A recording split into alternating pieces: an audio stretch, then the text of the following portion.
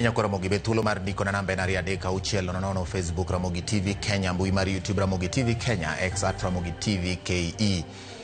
Jaloko mari iluongo ni Wilson Ochuka, nyinga en George Bati Dadikul wod tsunami machiegni. Piny Kenya kawuono ohingo higni 15 mar katiba nyaka ne kadhe e higa mar 2010.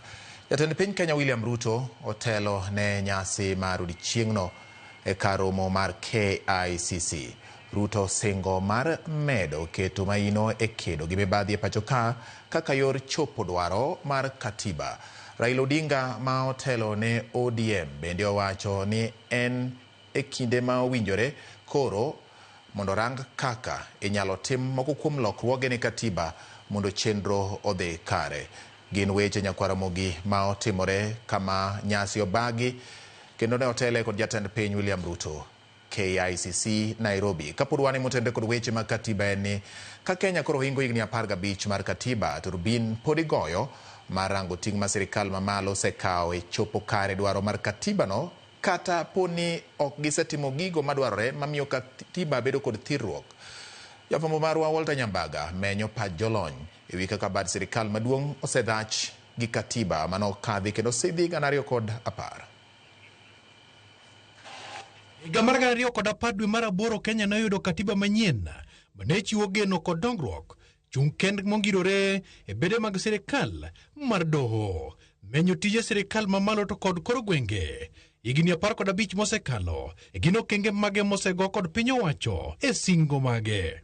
E bwo loch mar jatend piny machon Uhuru Kenyatta oyangore ni moko kuom gigo mane katiba nyuolo. Uhuru Kenyatta libot yango ni ne oketo mbi mare e keto e tim tije mag loch gwenge. Kako machielo bende ne ise kuom buono katiba e okenge buora. Doho nothicho oko weche mag BBI en nikech rais koseyieri tiji en mar mondi ti ne jopiny, ok ni mondi chak loso engagements makendo kao teko ma katiba osemi jopiny mane gisemicha. Katiba oyie ni nyalo loki katiba seche mora mora. An mar ariyo nitie gik mane jopiny ne wacho ni mako ma rach nitiere. Kama ne tabu wuok kama doho nogoye koko. Loko katiba okonegi loke kagimego kod siasa. Jatend piny William Ruto ne ochamo muma kosingo luoro katiba e kendo rite kendo chung' kode motegno.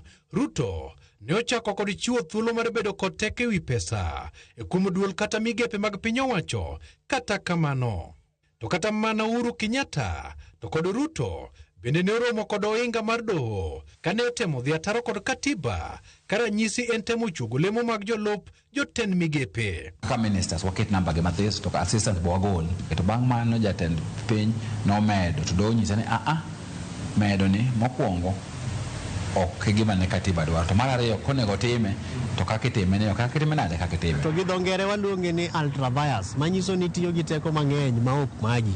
Omiyo king'iyo katiba marwa to nitiere en gi guidelines kaka inyalo yier godo cabinet kata jogo masiro sirikal mondo ti.